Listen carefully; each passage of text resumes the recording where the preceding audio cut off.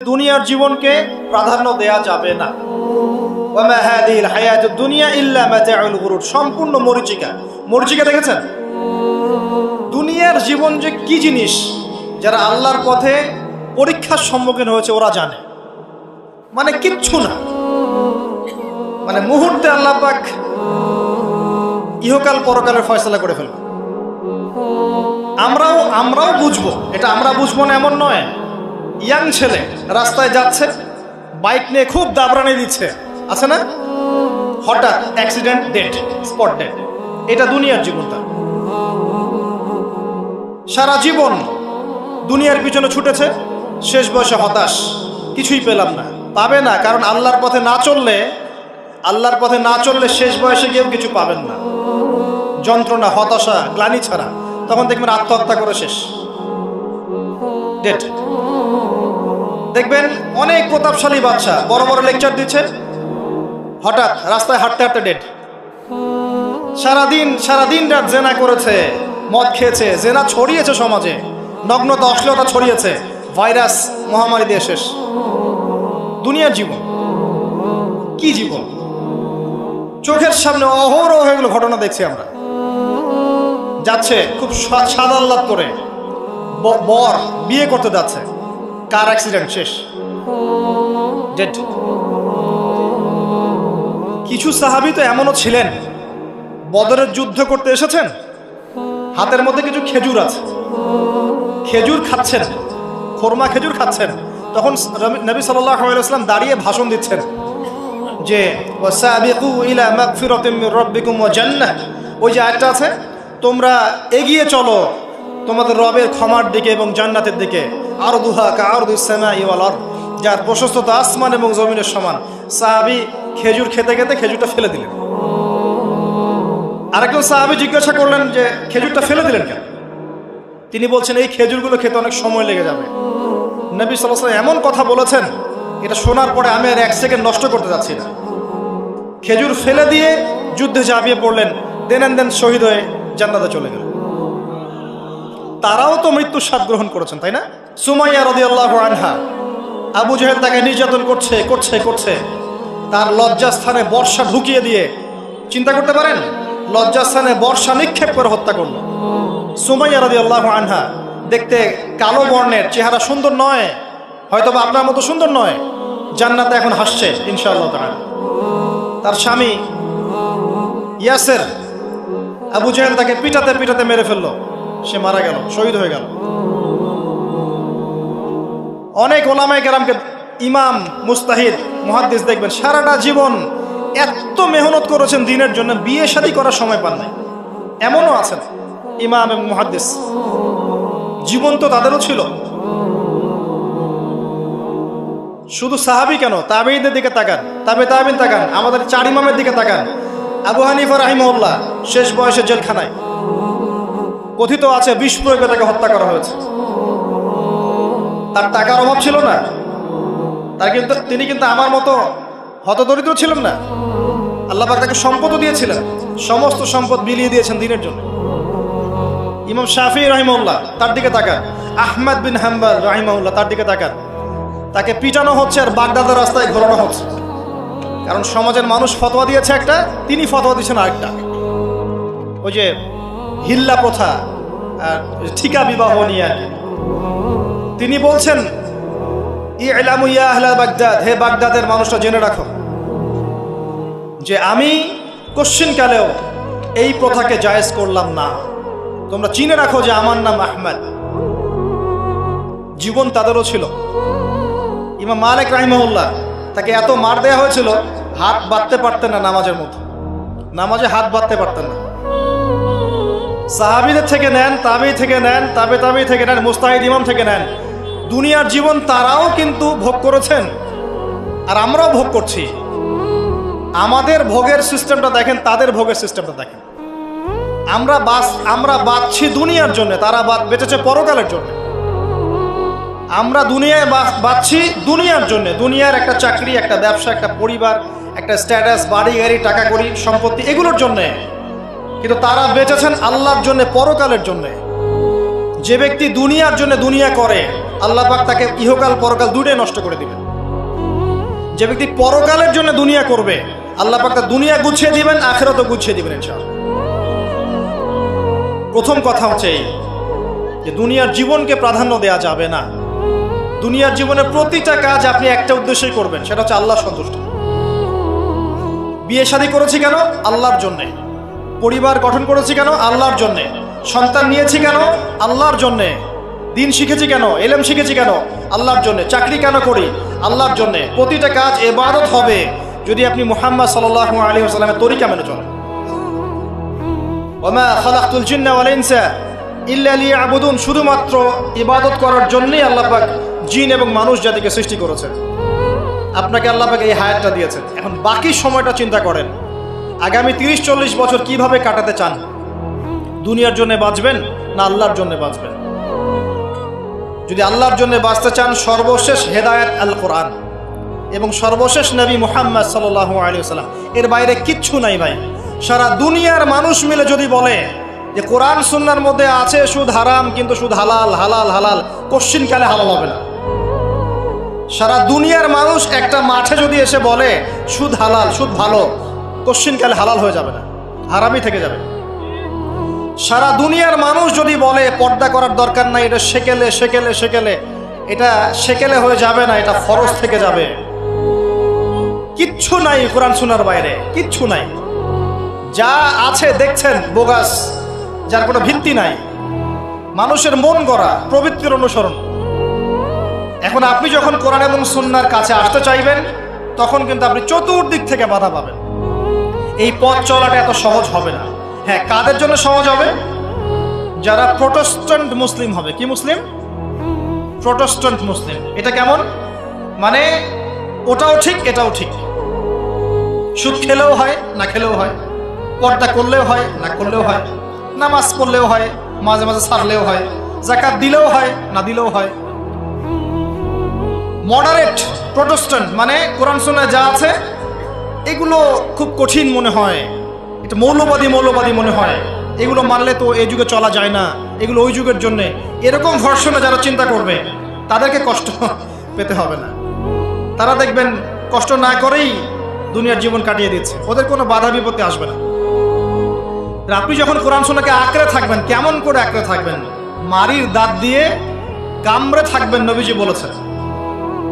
মারির দাঁত দিয়ে কামড়াতে বলেছেন, সামনের দাঁত দিয়ে কামড়ালে ছটকে যাবে, টান দিলে ছিঁড়ে যাবে।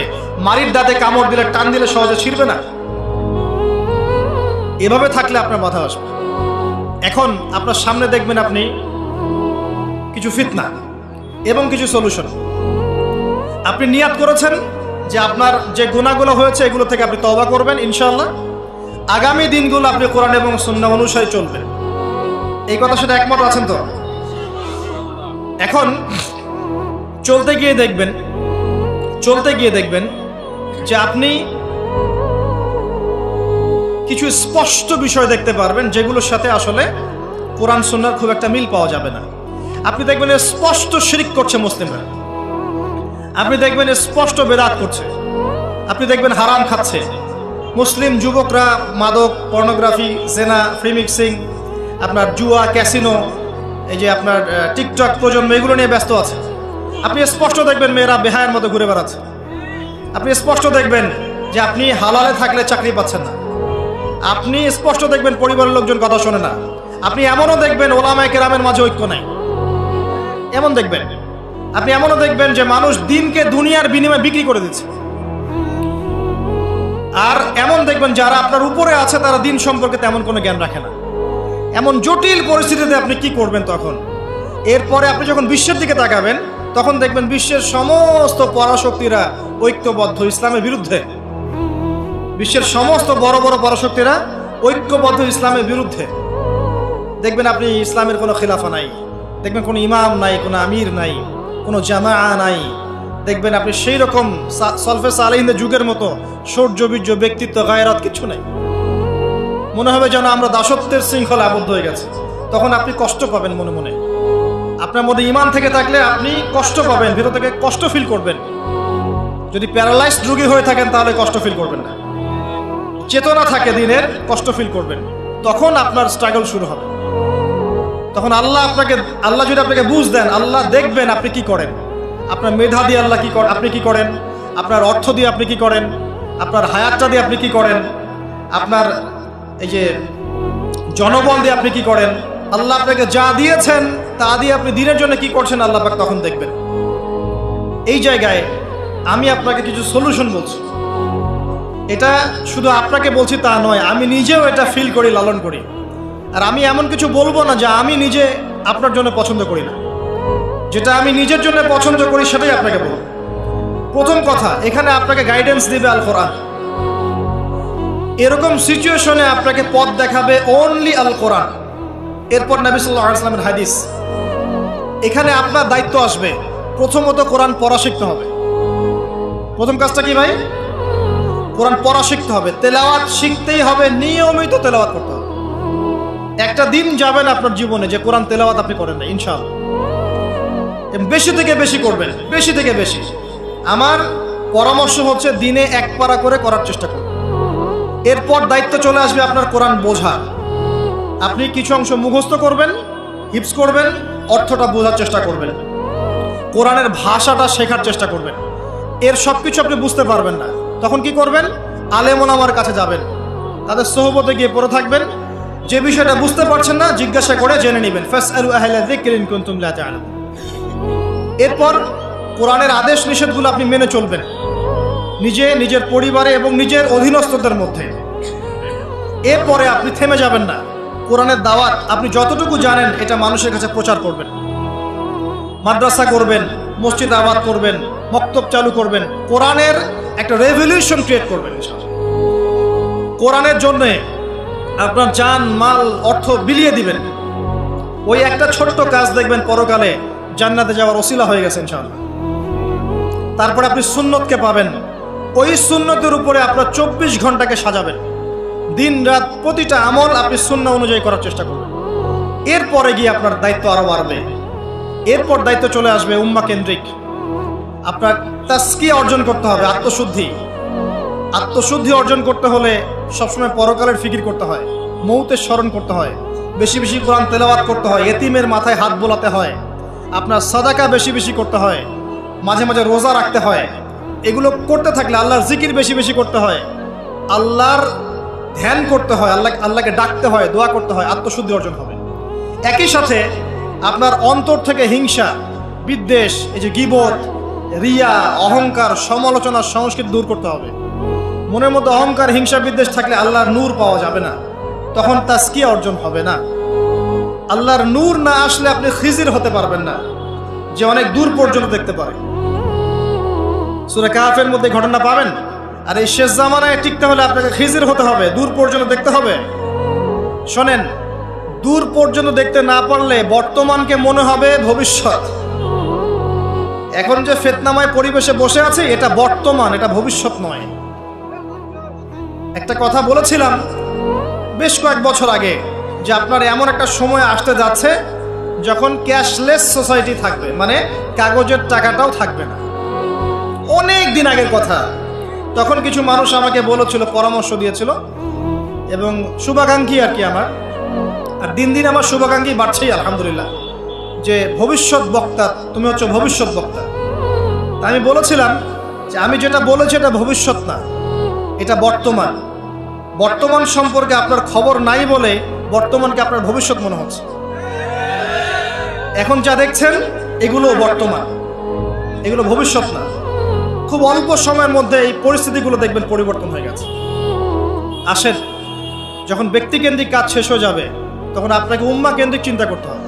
তাসকিয়া অর্জন করে উলামায়ে কেরামের মাঝে ঐক্যের চেষ্টা করতে হবে।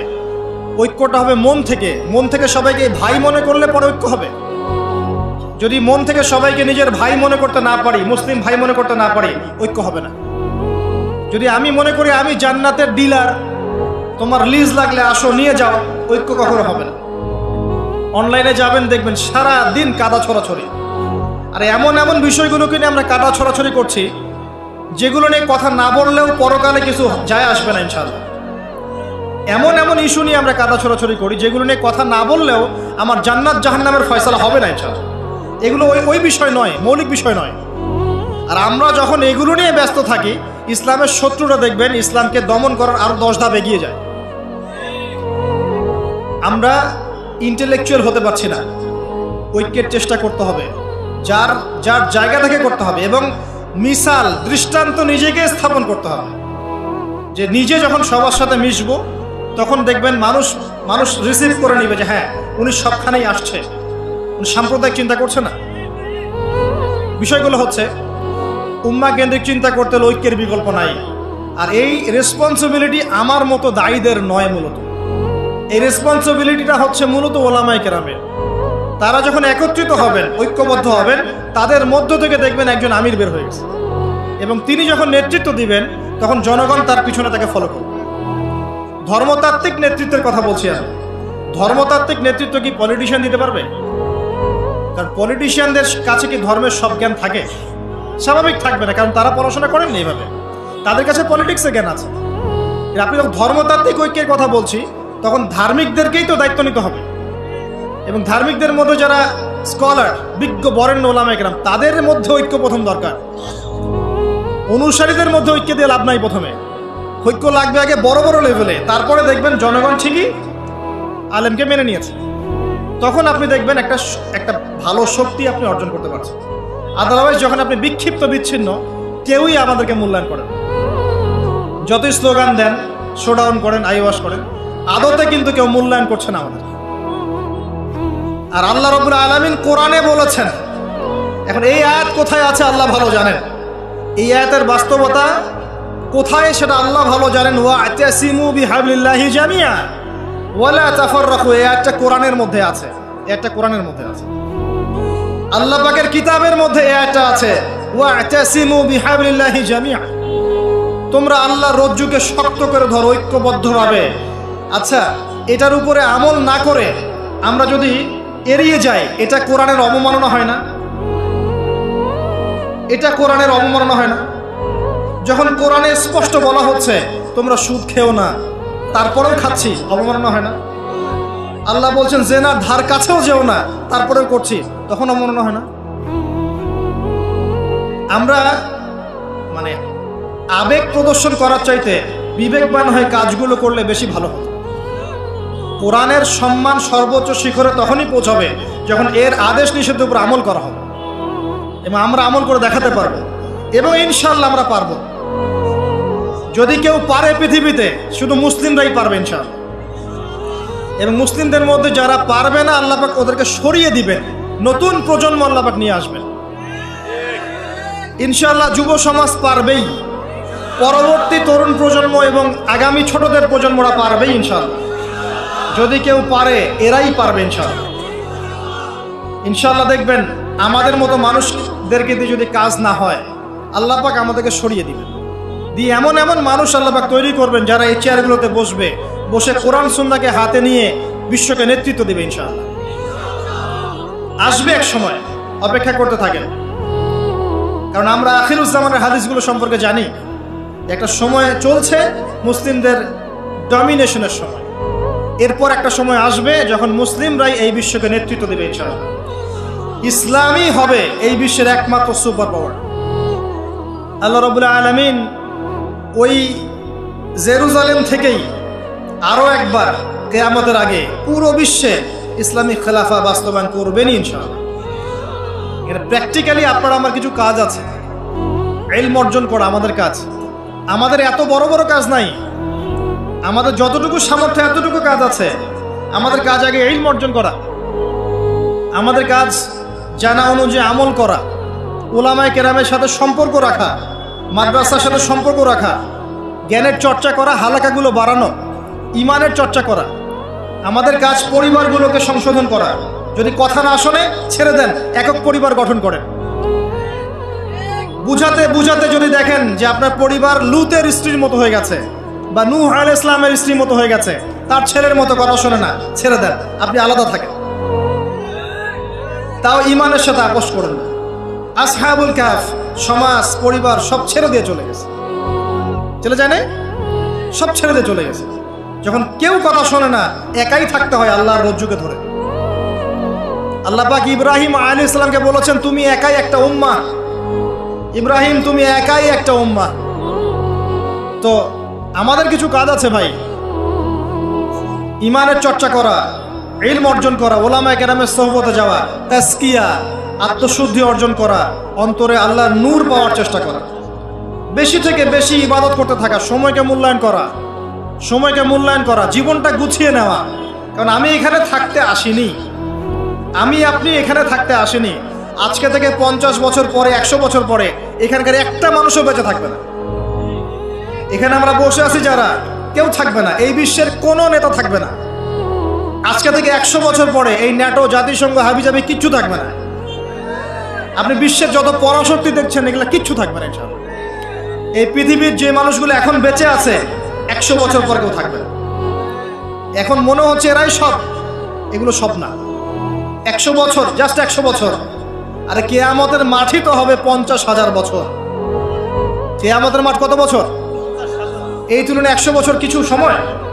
আল্লাহর কাছে 100 বছর কোনো সময় না। 100 বছর পর কিচ্ছু থাকবে না, কোনো আমি আপনি কেউ না, আমি আপনি কেউ থাকবো না। তো এই দুনিয়ার জীবনটাকে মূল্যায়ন করেন, গুছিয়ে নেন। আপনি জীবনের প্ল্যান করেন, আগামী 5 বছর আপনি কি করতে চাচ্ছেন, কতটুকু পড়তে চান, কি কি সনদ অর্জন করতে চান, কোন কোন বই আপনার পড়া হয়নি। আগামী 5 বছরের মধ্যে আপনার একটা ভালো জব দরকার, কি জব করবেন আপনি, যেটা করলে আপনি হালাল খেতে পারবেন। কত বছর আপনি বিয়ে করতে যাচ্ছেন এবং বিয়ের পর আপনি কিভাবে সন্তান প্রতিপালন করবেন। যখন আপনার বয়স 50 হবে তখন আপনার ছেলের বয়স কত হতে পারে, প্ল্যান করতে হয় জীবন সম্পর্কে। এবং আমি সেভ করব সম্পত্তি ভবিষ্যতের জন্য, কিসে সেভ করব? আমি এমন সম্পত্তি যদি সেভ করি, জমাই, যেটার মূল্য সামনে গিয়ে কমে যাবে, তাহলে আমি ঠকবো। যদি আমি এমন সম্পত্তিতে সেভ করি যেগুলোর মূল্য বাড়বে, আমি জিতবো। জীবনকে নিয়ে প্ল্যান করতে হয়। এবং এই সময়টুকুতে আমি দিনের জন্য কি করতে চাই, দিনের জন্য আমি কতটুকু করতে চাই। আমার দ্বারা কি একটা মসজিদ করা সম্ভব না? আমার দ্বারা কি একটা মাদ্রাসা করা সম্ভব না? আমি কি একটা এতিম প্রকল্প করতে পারি না? আমি কি একটা বিধবাদের প্রজেক্ট করতে পারি না? আমি কি একটা মা বোনদেরকে নিয়ে সেলাই মেশিনের কোনো প্রজেক্ট করতে পারি না? আমি কি মানব সেবামূলক কিছু কাজ করতে পারি না? ছোট্ট একটা সামাজিক সংগঠন করতে পারি না? কিছু একটা তো করতে পারি আমি। আল্লাহ পাক কি আমাকে কোনো প্রতিভা দেন নাই? আল্লাহ পাক কি আমাদেরকে কোনো প্রতিভা দেন নাই? একজন আলেম হয়ে আমি কি 100-200 ছাত্র বের করতে পারি না? একটা বড় এমন একটা প্রতিষ্ঠান কি করতে পারি না যেখান থেকে বছরে বছরে মাশাআল্লাহ বিশ্ব বরেণ্য আলেমরা বের হবে? পারি না? কিছু তো পারি। আল্লাহ পাক কিছু তো শক্তি আমাকে দিয়েছেন। আল্লাহ পাক তো বলেননি আমাকে এখন অস্ত্র নিয়ে নামো মাঠে, বলেছেন? আমার তো পরিবেশই নাই। বাংলাদেশের মানুষ 90% মুসলিম বলছি আমরা, দেখবেন 80% নামাজ পড়ে না, দেখবেন 80% কোরআন পড়তে জানে না, যাকাত দেয় না, পর্দা করছে না, যুব সমাজের জীবনের উদ্দেশ্য ঠিক নাই, সারা দিন রাত অপসংস্কৃতি নিয়ে পড়ে আছে। এখন বেসিক কাজগুলো না করে কি আপনি বড় রেজাল্ট পাবেন? কখনো না। এই বেসিক কাজগুলো আমরা করতে পারি। এবং সবচেয়ে বড় একটা কাজ হচ্ছে আমাদের জায়গা থেকে উম্মার মাঝে ফাটল সৃষ্টি না করে ইউনাইটেড করার চেষ্টা করা যায়। আর আমাদের পরবর্তী প্রজন্ম, স্পেশালি এই তরুণদের প্রজন্ম, তরুণীদের আর আমাদের পরের ছেলে মেয়ে যারা আসবে, সোনামণি, এদেরকে আপনি আগামী বিশ্বের জন্য তৈরি করেন। এটা বড় চ্যালেঞ্জ। বড় বড় আলেম তৈরি করেন। দেখেন দিন দিন আলেমদের সংখ্যা কমে যাচ্ছে। আমার মতো নগণ্য মানুষকে যখন এই চেয়ারে বসে কথা বলতে হয়, তখন তো আমি বুঝতে পারছি যে আলেমের সংখ্যার আজকে কি অবস্থা। আমি তো আলেম নই, কথা বলতে হচ্ছে। কিছু মানুষ আমার কথা শুনছে, তার মানে বুঝতে পারছি আলেমদের সংখ্যা কত কম। বড় বড় ওয়ার্ল্ড রিনাউন্ড আলেম তৈরি করতে হবে। ইমাম বুখারীর মতো, আবু হানিফা রাহিমাহুল্লাহর মতো, আহমদ বিন হাম্বলের মতো কে তৈরি করবে? এটা কি আমার পক্ষে করা সম্ভব? একার পক্ষে করা সম্ভব? নিঃসন্দেহে একটা কমিউনিটি দরকার। সবার মাঝে দিনের ফিকির তৈরি করতে হবে যে আমার সবচেয়ে ইম্পর্টেন্ট জিনিস এই পৃথিবীতে আমার দিন, আল্লাহর দিন। এর চেয়ে ইম্পর্টেন্ট কিছু নাই আমার জন্য। সব কিছু পরে, দিন আগে। দিনকে এগিয়ে নিতে হবে, আমাকে চ্যালেঞ্জ গ্রহণ করতে হবে। এরকম চিন্তা ফিকির লালন করলে পরেই তো রেজাল্ট আসবে, নাহলে তো আসবে না। দেখেন, আমরা আমাদের মতো মানুষ যারা আছে, এরা একটা জাতিকে নেতৃত্ব দিতে পারবে না।